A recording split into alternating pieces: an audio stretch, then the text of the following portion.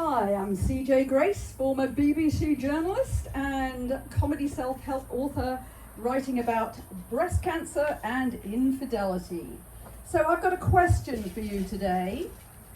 How do you let everybody know what a great lover you are? Any ideas? Facebook. All you have to do, Facebook, nearly got it there. All you have to do is have Alexa or your smartphone in the bedroom, because people working for Amazon and for Google have been busted many times for listening in on people having sex. Got to give them their jollies. It's a pretty stressful job, so they need ways to sort of wind down, and that's one of the ways they probably do it. So if you want to know what a good lover you are, you can go, Alexa, what's my score? What's my lover score? What? I've gone down from a 7 to a 3 this week? What's going on? Was it because of when we were rolling around and falling out of bed?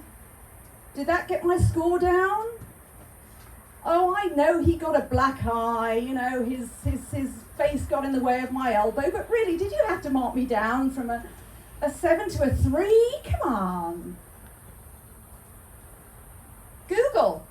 Hey, Google, can you give me a list of all the good lovers within a 5-mile radius? Nobody? Nobody within a 5-mile radius? How about a 10-mile radius?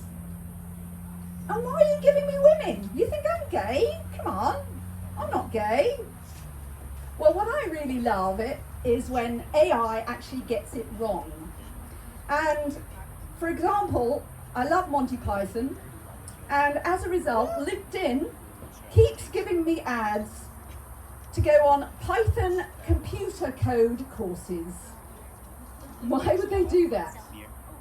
But anyway, one of the most interesting and weird AI malfunction stories I've heard of concerns my very hetero son.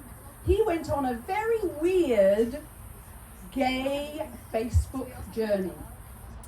So he has a lot of gay friends, and they send him articles and he reads articles, and so Facebook obviously thought he had to be a closet gay. So they bombard him with ads for counselling, to gently nudge him out of the closet. Come on, here you go. You can go and talk to this psychologist and he'll help you embrace your gay nature.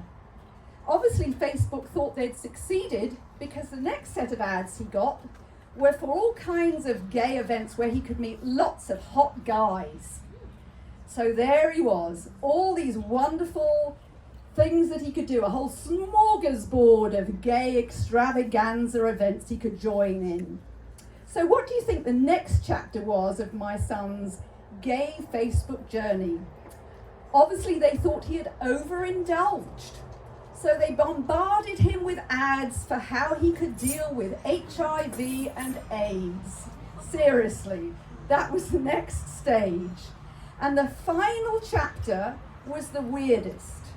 The final chapter was a load of ads from lawyers who wanted to represent him to sue the Catholic Church for being molested by a priest. So there you go, that was my son's gay Facebook journey. They were convinced he was a closet gay, and they took him all the way from being in the closet to getting AIDS and suing the Catholic Church. Oh my God.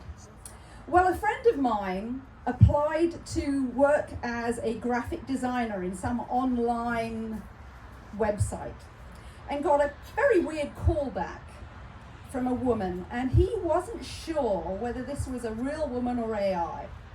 And he kept on asking her whether she was real or whether she was AI. And she kept on saying that she was a real person. And he just felt very ill at ease. But he came up with a very, very good question to ask her. The question he asked was, what color are your eyes? what colour are your eyes? And what did she say? Well, there was a very, very long pause. And then robotic AI lady starts from the very beginning of the conversation with the same spiel she had when she first started. So she was clearly AI. But you know, if I had been that AI robot lady, I would have had a good colour for my eyes. What colour do you think an AI robot lady's eyes should be? Any ideas? Violet. Violet? Cyan. Cyan. How about red, like those, you know, those Halloween skeletons with light up eyes? Red might do. Or demonic black. Or if she's, you know, energy efficient, she could have green eyes. What do you think? But you know, I think my colour, if I was the AI lady, I would go for blue. And the reason why I would go for blue, I would have it match that blue screen of death you get when your computer screws up. We've all had that, right? Yeah? So that's what I would do. But you know, it's interesting because now Alexa can impersonate your dead grandma. Did you know that? Anybody hear about this? Alexa can impersonate your dead grandma and read you stories. It's pretty unbelievable. They claim they need less than 1 minute of her voice and they can read you any story. It's completely crazy. Well, I don't think I would want that. I mean, what if your grandma was a nag? Would you want to bring her back through Alexa, reading you a story, you know, and then in the middle of the story she could say, oh, you think you're going out looking like that? Oh, I don't think I'd go for that. But another weird way that AI has got it wrong is in my own knowledge panel. Do you guys know what a knowledge panel is? The Google knowledge panel? So, my Google knowledge panel, when you Google CJ Grace, you get a picture of a dead person.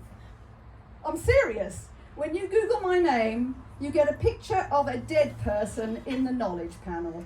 But I'm really pleased about it. I'm very happy about it. I think it's great because the picture is actually of a great friend of mine. Her name was Diane Sward Rapaport, who, if there are any boomer musicians in the audience, they might even know her. She was pretty amazing. She used to work for Bill Graham Presents. She was appalled with the way that musicians were treated by the record companies, and she actually wrote the book on how you set up your own record label. And so there are a lot of musicians who are eternally grateful to her for that. But anyway, so there she is, and I am thrilled that she is impersonating me because, you know, the reason why is that there was a photograph that I posted in an article I wrote when she died. It was called on Thrive Global, and it was, the title was Diane Sward Rapaport, Empowering Musicians, Hookers, and Me. And you can find out about the hookers if you go to Thrive Global and look at that article. But I'll finish off by saying, yes, I am absolutely thrilled, Diane, that beyond the grave, you're impersonating me. So thank you very much. I'm CJ Grace, and if you want to find out more about what I do, you can go to cjauthor.com. That's cjauthor.com. Thank you very much.